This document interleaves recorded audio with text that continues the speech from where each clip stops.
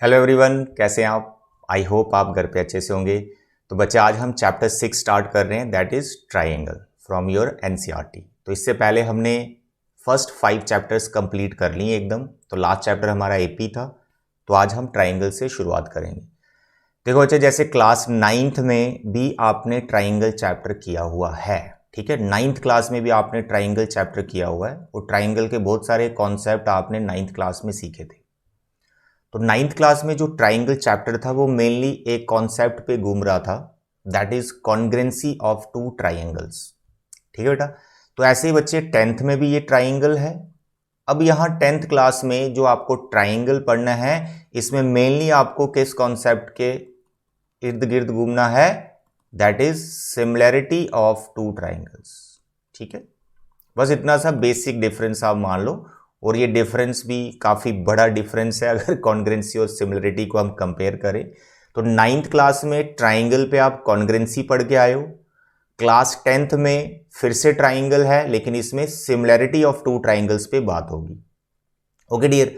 तो सबसे पहले मैं इस पूरे चैप्टर का एक ओवरव्यू दे दूं कि कितनी एक्सरसाइज हैं और इसमें कुछ थ्योरम्स हैं, वो कितनी हैं और कैसे आपको करनी है। ठीक है, तो देखें सबसे पहले एक्सरसाइज 6.1 जो आज कंप्लीट हो जाएगी, ये सिर्फ और सिर्फ similarity figures, similarity of two triangle जहां सिमिलर फिगर्स क्या होती हैं उस पर डिपेंड करता है। ठीक है, similarity of two figures, similar figures, similar triangles, उस पे आपकी एक्सरसाइज है 6.1। सिर्फ आपको डेफिनेशन सीखना है तो ये एक्सरसाइज हो जाएगी। तो आज के लेक्चर में मैं आपको इसका डेफिनेशन सिखाऊंगा। ठीक है, देन एक्सरसाइज 6.2। अब इस एक्सरसाइज से पहले आपको दो थ्योरम्स सीखनी पड़ती हैं। नंबर 1 बेसिक प्रोपोर्शनलिटी थ्योरम, जिसको हम थेल्स थ्योरम भी बोलते हैं, and the second the converse of BPT, BPT का कन्वर्स। ठीक है, दोनों थ्योरम्स आप करेंगे तो इस एक्सरसाइज को आप आराम से कर सकते हो। देखो इस चैप्टर में कंडीशन एक ही है कि हर एक एक्सरसाइज थ्योरम पे बेस्ड है। 6.1 को छोड़कर हर एक एक्सरसाइज थ्योरम्स पे बेस्ड है। उन थ्योरम्स को अच्छे से आपने समझना है, उनका प्रूफ करना है। तो जैसे आपको प्रूफ समझ में आ गया ना, दिमाग में बैठ गया कि इसमें हो क्या रहा है, तो भैया एक्सरसाइज करने में कोई दिक्कत नहीं आएगी, बड़े आराम से आप एक्सरसाइज को कर सकते हो। Okay dear. तो 6.2 से पहले क्या करना है, two theorems you have to do. Then the exercise 6.3, ये complete exercise 6.3 criteria of similarity of two triangles. जैसे कॉन्ग्रेंसी में आपने एसएसएस, एसएस और इस तरह के और भी क्राइटेरिया सीखे थे कि हाउ यू कैन चेक या prove two triangles are congruent or not. इसी तरह से सिमिलरिटी ऑफ टू ट्राइंगल्स के भी क्राइटेरियाज होते हैं, like a, SSS, SS. 3 criterias आपको यहां पे पढ़ने हैं और वो 6.3 से पहले समझने पड़ेंगे, उनका प्रूफ देखना पड़ेगा कि वो कैसे होते हैं। ठीक है, उसके बाद यू कैन डू एक्सरसाइज 6.3। बहुत इजी एक्सरसाइज है, सिर्फ 3 क्राइटेरियाज को अंडरस्टैंड करना है with proof. Next is exercise 6.4। ये भी बड़ी मस्त एक्सरसाइज है, छोटी सी एक्सरसाइज है। जब सिमिलर ट्राइंगल्स का कॉन्सेप्ट आपके माइंड में आ जाएगा, फिर सिमिलर ट्राइंगल के एरियाज के बारे में हम बात करेंगे, उनकी रेशो लेंगे हम। Area of first triangle, area of second triangle, यानी areas of two similar triangle का रेशो लेंगे और उस पे एक थ्योरम आपने करनी है 6.4 से पहले। ठीक है, वो थ्योरम अच्छे से अगर आ जाती है, प्रूफ समझ में आ जाता है, तो 6.4 ऐसे 7 क्वेश्चन, 7-8 क्वेश्चन है इसमें, बस इतने ही। ठीक है, वो आराम से हो जाएगी। उसके बाद एक्सरसाइज 6.5, ये वाली एक्सरसाइज आपकी फेवरेट एक्सरसाइज बन जाएगी क्योंकि इसमें पुरानी ही बातें हैं, लाइक पाइथागोरस थ्योरम पता है ना। तो पीजीटी पे है ये 6.5, बट इसमें 2-2 ट्राइंगल्स होंगी, सिमिलर ट्राइंगल का भी कॉन्सेप्ट होगा, तो आराम से ये आपको समझ आ जाएगी। पुराना कॉन्सेप्ट है, बस ये है कि 6.5 करने से पहले 2 थ्योरम्स फिर से आपको प्रूफ करनी होंगी। एक है पाइथागोरस थ्योरम, उसका प्रूफ करना होगा सिमिलरिटी की हेल्प से। Then the converse of PGT, converse of Pythagoras theorem, 2 theorems करनी है। 6.4 यू कैन डू। तो मेन ये आपकी 5 एक्सरसाइज है इस चैप्टर में और एक एक्सरसाइज रखी गई है ऑप्शनल, दैट इज एक्सरसाइज 6.6। तो जितने भी आप कॉन्सेप्ट सीखोगे तो 6.6 में उसी का एक मिक्सचर डाल देते हैं, जैसे कि आपने पुराने चैप्टर में भी देखा है। ठीक है, एक ऑप्शनल एक्सरसाइज मिल जाएगी। तो टोटल आपने 6 एक्सरसाइज इसमें करनी है। ओके डियर, तो यह है पूरे चैप्टर का ओवरव्यू। ठीक है, तो चलो अभी स्टार्ट करते हैं कि 6.1 एक्सरसाइज हम कैसे करेंगे। तो उसके लिए आपको सिमिलर ट्राइंगल्स का कॉन्सेप्ट सीखना पड़ेगा। तो सबसे पहले बच्चे ये बताओ मेरे को, जो क्लास 9th में आप पढ़ के आए हो, कॉन्ग्रेंसी ऑफ टू ट्राइंगल्स या फिर कॉन्ग्रेंट फिगर्स, वो क्या होती हैं? Tell me what are congruent figures. तो कॉन्ग्रेंट फिगर्स का जब आपने डेफिनेशन पढ़ा होगा तो आपको सिखाया गया है कि ऐसी दो फिगर्स जिनका शेप और साइज सेम होता है, शेप एंड साइज सेम होता है, ऐसी फिगर्स को आप कॉन्ग्रेंट फिगर्स बोलते हो। कॉन्ग्रेंट मतलब हो गया यार एग्जैक्ट सेम। एग्जैक्ट सेम मतलब कि उनका शेप भी और साइज भी बिल्कुल सेम। जैसे मेरे ये दो हाथ देख रहे हैं आप, अब ये वाला हाथ, ये वाला हाथ, क्या इनका साइज, इनका शेप सेम है? बिल्कुल सर, शेप सेम है, 5 फिंगर्स, यहाँ भी 5 फिंगर्स है। अब देखो क्या ये मेरे दोनों हाथों का साइज सेम है? ऐसे करके देखो, ऐसे करके देखो, यस सर। मतलब कि एक फिगर पे दूसरी फिगर जब आप रख लोगे तो पहले वाली फिगर पूरी छुप जानी चाहिए। देखो ऐसे करके पिछला हाथ नहीं दिख रहा, ऐसे करके ये वाला नहीं दिख रहा। तो ऐसी फिगर्स को हम क्या बोलते हैं? Congruent figures. तो ये बहुत सारी डायग्राम्स आपने सीखी होंगी क्लास 9th में कॉन्ग्रेंट फिगर्स की। तो मेनली वहाँ ट्राइंगल के ऊपर घूम रहे थे आप। जैसे मानो ये ट्राइंगल है ABC और दूसरी ट्राइंगल है PQR।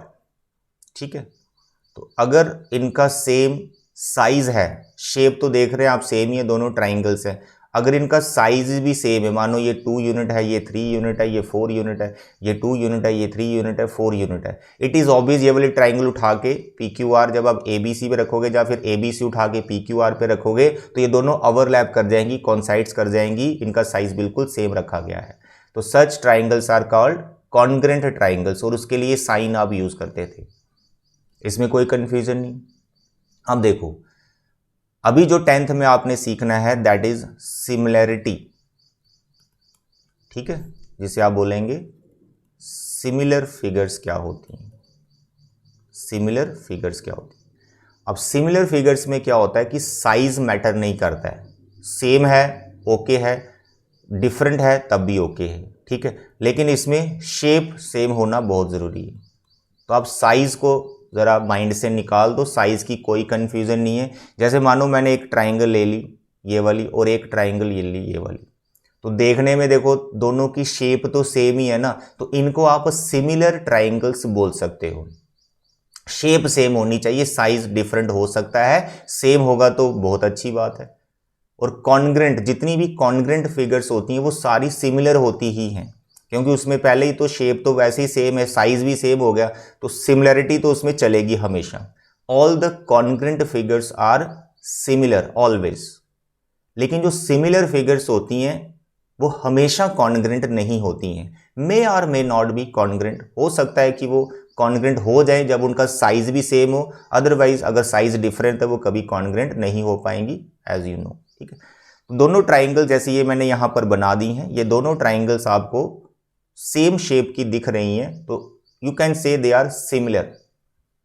बट यहाँ पर मैथमेटिकली थोड़ी सी चीज़ों को आपको समझना है कि कई बार क्या होता है कि जैसे यहाँ पर मैंने दो ट्राइंगल्स बनाई और मैं बोल रहा हूँ इनका शेप सेम है, तो आप इनको सिमिलर बोल दो फटाक से, ऐसा नहीं होगा। थोड़ा सा आपको टेक्निकल होना पड़ेगा कि वैसे ही दो ट्राइंगल्स आपको दिख रही हैं तो आप उनको सिमिलर बोल दोगे, ऐसा नहीं होता। देखिए जैसे सपोज करो मैं एक राइट ट्राइंगल बना रहा हूँ, I am making a right triangle ABC and another triangle acute angle triangle PQR। अब आप बोलोगे सर हैं तो दोनों ट्राइंगल्स की कैटेगरी में आती हैं, इनकी शेप सेम ही है ना, ऐसा आप बोलोगे कि सर ये ट्राइंगल्स है, इसकी भी 3 साइड्स हैं, उसकी भी 3 साइड्स है, इसके 3 वर्टिसेस है, उसके भी 3 वर्टिसेस है, तो ये सर सिमिलर ट्राइंगल्स है। No my dear students, they are not similar triangles. तो ऐसा नहीं कि एक ही कैटेगरी के आपने पॉलीगन्स उठा लिए तो आप उनको सिमिलर बोल दोगे, कुछ टेक्निकल टर्म्स आपको सीखनी पड़ेंगी। यहां पर ये दोनों ट्राइंगल्स आपस में सिमिलर नहीं है, बेशक ये दोनों ट्राइंगल्स हैं बट ये सिमिलर नहीं है। अब ये सिमिलर क्यों नहीं है, उसके लिए आपको एक छोटा सा डेफिनेशन समझना पड़ेगा, ठीक है। और सिमिलर ट्राइंगल का कॉन्सेप्ट बच्चे बहुत वास्ट है, आपकी 10th में तो काफ़ी लिमिटेड सी थ्योरम्स हैं, लेकिन इसका कॉन्सेप्ट बहुत वास्ट है, पहले तो ये भी समझ लें। जैसे आपको मैं बोलूँ यार अपने घर का जो है एक घर की दीवार को मेज़र करो, तो आप स्केल लेके मेज़र कर दोगे उसकी हाइट, ठीक है। फिर मैं बोलूँ यार चलो ये सामने कोई पहाड़ है, इसको मेज़र करो, हो सकता है आप उस पहाड़ पे चढ़ जाएं और स्केल लेके जाए तो स्केल से आप उसको मेज़र कर जाएं, तभी हो जाएगा, ठीक है सर कर दिया मेज़र। लेकिन मैं बोलूँ यार यहाँ से जो चांद कितनी दूरी पर है, उसकी मेज़रमेंट बताओ, तो नहीं बता पाओगे ना, स्केल से चांद पे कैसे जाओगे, नहीं कर पाओगे।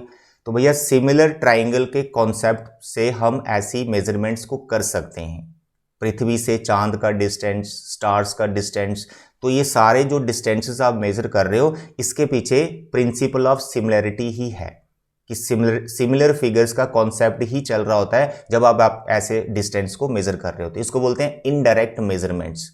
थोड़ा सा एनसीईआरटी का थ्योरी पढ़ना, जो इस चैप्टर की एनसीईआरटी की थ्योरी पार्ट है स्टार्टिंग की, वो पढ़ना, वहां सारी चीजें आपको दिख जाएंगी क्या मैं बोल रहा हूं, ठीक है बेटा। चलिए तो हम एक पर्टिकुलर डेफिनेशन पे आएंगे, पर्टिकुलर एक डेफिनेशन पे आएंगे जिसका आपको खास ख्याल रखना है और वही पूरे चैप्टर में चलेगी, दैट डेफिनेशन, ठीक है। और that definition is for all the polygons, तो उसके लिए यार मैं पहले पॉलीगन्स भी बता दूं आपको अगर नहीं पता है तो। वैसे 10th में यू मस्ट नो पॉलीगन्स क्या होते हैं। पॉलीगन्स ऐसी फिगर्स होती हैं जिसकी 3 साइड्स हैं। It is a closed figure which has 3 sides or more than 3 sides. क्या है? Closed figure which has 3 or more than 3 side. Like जैसे ये ट्राइंगल बनाया, ये किसी पॉलीगन की टाइप है, इस पॉलीगन को हम ट्राइंगल बोलते हैं। मैंने एक क्वाड्रिलेटर बनाया, ठीक है, ये भी एक क्या है, पॉलीगन है, इसकी 4 साइड्स हैं। मैंने एक इस तरह की कोई डायग्राम बना दी, कितनी साइड्स हैं सर? 1 2 3 4 5, ये भी पॉलीगन है, दे आर ऑल पॉलीगन्स। इसको पेंटागन बोलते हैं, फिर हेक्सागन। तो जितने भी 3 आर मोर देन 3 साइड्स वाली फिगर्स हैं, closed figure, they are all polygons. तो उसी पे एक इन जनरल डेफिनेशन है, उस डेफिनेशन को आपको ध्यान में रखना है। This your definition, you can read. कह रहा है 2 polygons of the same number of sides are similar.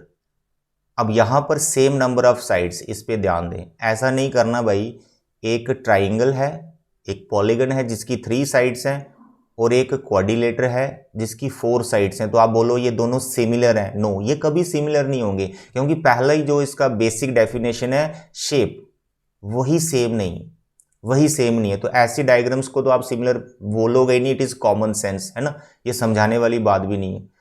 तो यहां पर देखें 2 polygons of the same number of sides, यानी सिमिलैरिटी की बात आप तभी करोगे 2 पॉलीगन्स के बीच में जब उनका नंबर ऑफ साइड्स सेम है। यानी ये ट्राइंगल है, ये ट्राइंगल है, तो मैं सिमिलरिटी की बात करूंगा। तो ट्राइंगल और क्वाड्रिलेटर है तो सिमिलरिटी की बात स्टार्ट ही नहीं हो पाएगी। एक क्वाड्रिलेटर है, दूसरा भी क्वाड्रिलेटर है, तो मैं सिमिलरिटी की बात करूंगा। एक मेरे पास पेंटागन है, 1 2 3, इसको क्लोज कर देते हैं, ठीक है, ये पेंटागन है और दूसरा भी पेंटागन है, तो दोनों का शेप सेम है, तो मैं सिमिलरिटी की बात करूंगा, ठीक है। तो क्या बोल रहा है? Same number of sides. तो पहले तो नंबर ऑफ साइड सेम होनी चाहिए जिनको आप कंपेयर कर रहे हो, तो उसमें ये 2 कंडीशन फॉलो होनी चाहिए, ये जो लिखा हुआ।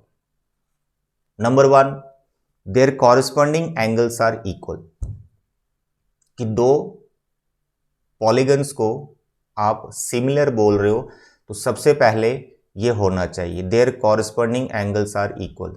अब ये कॉरस्पॉन्डिंग एंगल्स क्या होते हैं वो भी बताता हूं। दूसरी, their corresponding sides are in the same ratio. Same ratio को बोलते हैं प्रोपोर्शनली वो सेम होनी चाहिए, ठीक है, प्रोपोर्शनली सेम होनी चाहिए, मतलब उनका रेशो सेम होना चाहिए, ठीक है। अब ये दोनों कंडीशन को समझने के लिए मैं एक छोटी सी एग्जांपल लेता हूं, ठीक है, ध्यान दें इधर। मैंने यहां पर एक ट्राइंगल लिया, बच्चे ध्यान से समझना, मैंने एक ट्राइंगल लिया ABC, ठीक है बेटा, एक ट्राइंगल लिया मैंने ABC, इसकी कुछ साइड्स मैंने लेट कर ली, मानो ये 5 है, ये 6 है, ये 7 है, ठीक है, 5 यूनिट, 6 यूनिट, 7 यूनिट। अब एक ट्राइंगल मैं और ले रहा हूं, उसमें मैं क्या कर रहा हूं, इसकी तीनों साइड्स को एक पर्टिकुलर नॉन जीरो नंबर से मैं मल्टीप्लाई कर रहा हूं, यानी प्रोपोर्शनली मैं इसको राइज कर रहा हूं, प्रोपोर्शनली इंक्रीज करना चाहता हूं। तो जब प्रोपोर्शनली इंक्रीज करना है तो सभी साइड्स को एक फिक्स नंबर से आप मल्टीप्लाई करेंगे, अगर डिक्रीज करना चाहते हो इसकी साइड्स की लेंथ को तो डिवाइड कर दो एक पर्टिकुलर नंबर से, नॉन जीरो नंबर से। तो मानो मैं इसका साइज इंक्रीज करना चाहता हूं तो मैंने इसको 2 से मल्टीप्लाई कर दिया सभी साइड्स को। तो जब मैंने 2 से मल्टीप्लाई कर दिया तो मेरे पास कुछ इस तरह से ट्राइंगल आ जाएगी, कुछ इस तरह से ट्राइंगल आ जाएगी। ऑब्वियस है यार, हर एक लेंथ को 2 से मल्टीप्लाई कर रहे हो तो साइज बढ़ जाएगा, साइज बढ़ गया। तो यहाँ पर 10 हो गया, यहाँ पे 12 हो गया, यहाँ पे 14 हो गया। अब यहाँ पर इस और इस ट्राइंगल को अगर आप कंपेयर करेंगे साइड्स वाइज, क्या इनकी साइड्स इक्वल है? इक्वल तो नहीं, एक 5 यूनिट है, दूसरी यहाँ पे 10 यूनिट है, इक्वल तो नहीं है ये, ठीक है। तो इक्वल की तो बात करनी नहीं है, साइड्स की जब बात होगी तो उसने बोला sides should be proportional, sides should be proportional. Proportional का मतलब सेम रेशो कॉरस्पॉन्डिंग साइड्स का। अब बताओ ए बी जो है इसके कॉरस्पॉन्डिंग कौन है? P Q. अब कॉरस्पॉन्डिंग का मीनिंग आप और डिटेल में सीख पाओगे जब क्राइटेरियस पढ़ोगे, थोड़ा आपने सीखा भी होगा क्लास 9th में, और भी आपको सिखाया जाएगा। कॉरस्पॉन्डिंग फिलहाल ये समझो same position, same position, anti clockwise चलो जहाँ क्लॉकवाइज चलो, सेम पोजीशन पर जो साइड्स आ रही हैं। तो यहाँ पर ए बी के प्रोपोर्शनल है पी क्यू।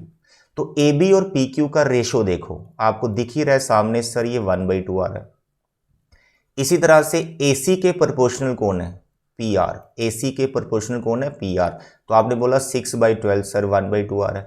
इसी तरह से बी सी के प्रोपोर्शनल कौन है? Q R. तो बी सी 7 है, क्यू आर 14 है, 1/2 आ रहा है। अब बताओ A B P Q A C P R और बी सी क्यू आर का जो रेशो है क्या वो सेम है? बिल्कुल सेम है, बिल्कुल सेम है। तो corresponding sides are proportional, the corresponding sides are proportional. तो ये सिमिलर हो सकती हैं। उसके लिए आपको ये भी देखना पड़ेगा क्या इनके कॉरस्पॉन्डिंग एंगल्स इक्वल है। तो भैया ट्राइंगल्स में ऐसा होता है कि जब आप कॉरस्पॉन्डिंग साइड्स को प्रोपोर्शनल दिखा दो कि वो सारी साइड्स कॉरस्पॉन्डिंग वाली प्रोपोर्शनल है, सेम रेशो बना रही हैं, उनके कॉरस्पॉन्डिंग एंगल्स हमेशा इक्वल होते हैं। तो भैया ये जो एंगल ए है ये एंगल पी के इक्वल होगा ही होगा, एंगल जो बी है ये एंगल क्यू के इक्वल होगा ही होगा, एंगल जो सी है ये एंगल आर के इक्वल होगा ही होगा। जब आपने छोटी वाली ट्राइंगल को प्रोपोर्शनली इंक्रीज किया है तो उसके एंगल में कोई चेंज, कोई बदलाव नहीं आता है। अगर ये पहले एंगल 50 डिग्री का था तो अब भी ये 50 डिग्री का ही है इस पोजीशन पर।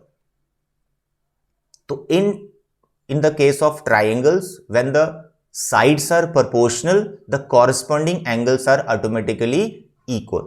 तो अब मैं इन दोनों ट्राइंगल्स को सिमिलर बोल सकता हूं, ये दोनों कंडीशंस को फॉलो कर रही हैं। Number 1, sides are proportional and the corresponding angles are equal, or you can say the corresponding angles are equal and also the corresponding sides are proportional. तो these two triangles are similar.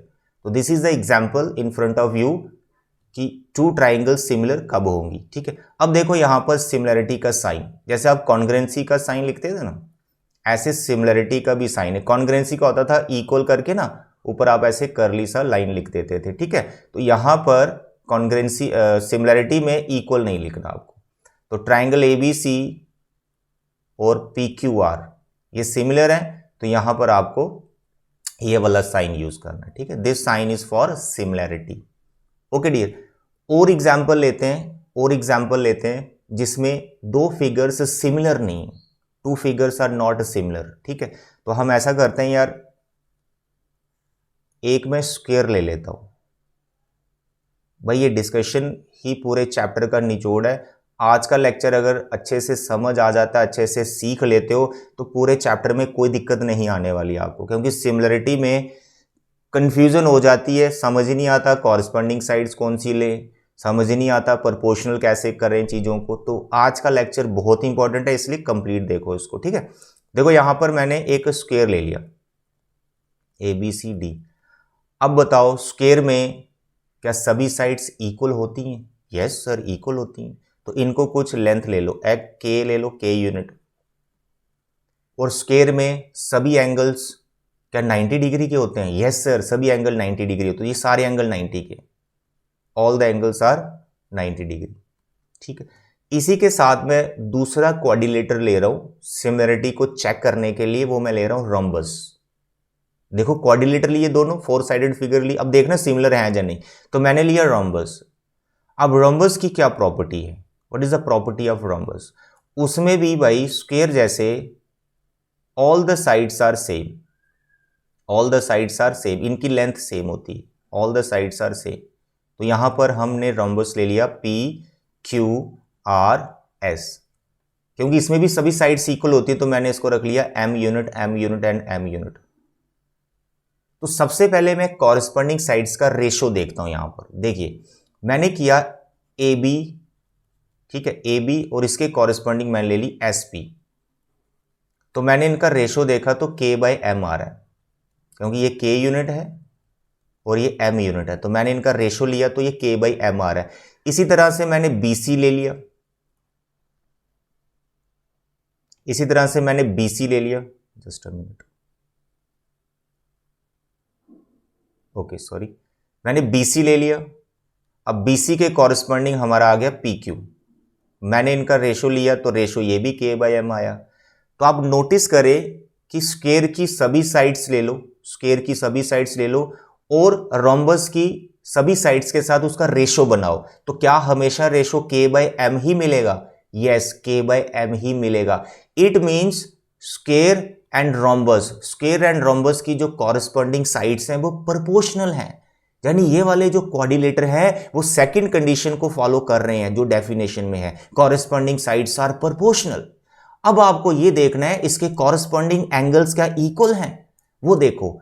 Sir इसका angle C 90 degree का, sir इसका angle R, sir ये तो 90 degree होता ही नहीं है। आपको पता है रोम्बस में कोई भी एंगल उसका 90 डिग्री का नहीं होता है, तो यहां पर कॉरेस्पॉन्डिंग एंगल्स इक्वल नहीं आ रहे हैं। So these two figures are not similar. देखने में सिमिलर है, शेप इनका सेम है, साइड्स भी इनकी इक्वल आ रही हैं, प्रोपोर्शनल भी आ रही हैं, लेकिन एंगल्स की वजह से यहां पर गड़बड़ हो गया। तो मैथमेटिकली यहां थोड़ा सा ये चीज का ध्यान रखना है कि हर एक पॉलीगन दो कंडीशन को फॉलो करना चाहिए जब आप उनको कंपेयर कर रहे हो। क्वाड्रिलेटर टू क्वाड्रिलेटर कंपेयर कर रहे हो, पेंटागन टू पेंटागन कर रहे हो, हेक्सागन को हेक्सागन कर रहे हो, ट्राइंगल टू ट्राइंगल कर रहे हो, तो दो कंडीशंस फॉलो होनी चाहिए। कॉरेस्पॉन्डिंग साइड्स आर प्रोपोर्शनल, जैसा इसमें हो रहा है, and the corresponding angles are equal, corresponding angles equal होने चाहिए, जो कि इसमें नहीं हो रहा है। तो these two figures are not similar. तो आप लिखेंगे यहां पर ए बी सी डी जो क्वाड्रिलेटर है is not similar to quadrilateral P Q R S.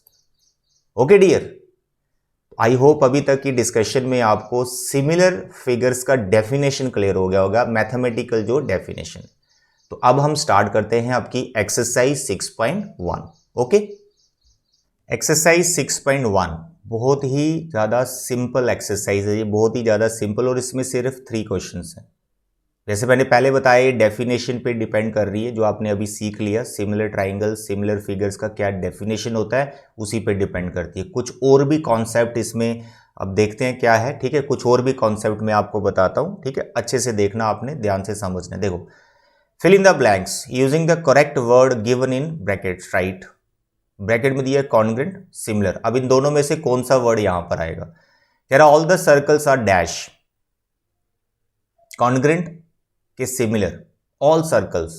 All circles का उसका मतलब हो गया कि वो वाली सर्कल भी वो मान रहा है जिसका रेडियस अलग अलग है, जिनका रेडियस डिफरेंट डिफरेंट है। तो ये जितनी भी मैंने 5 सर्कल्स बनाई हैं, क्या ये आपस में कॉन्ग्रेंट हो सकती हैं? नो। तो हम कैसे बोल सकते हैं all the circles are congruent? No, all the circles are not congruent, but all the circles are similar. देखो इनका शेप बिल्कुल सेम है सर्कल, अब इनका रेडियस चाहे कुछ भी कर लो, देखो इसमें एक ही कॉन्सेप्ट होता है, मतलब एक ही इसमें डायमेंशन होती है रेडियस। तो रेडियस अगर अलग अलग भी हो जाएगा तो क्या सर्कल की शेप चेंज हो जाएगी? नो, शेप तो वही रहेगी। तो जो सर्कल्स होती हैं वो हमेशा ही सिमिलर होती हैं, all the circles are always similar, ठीक है।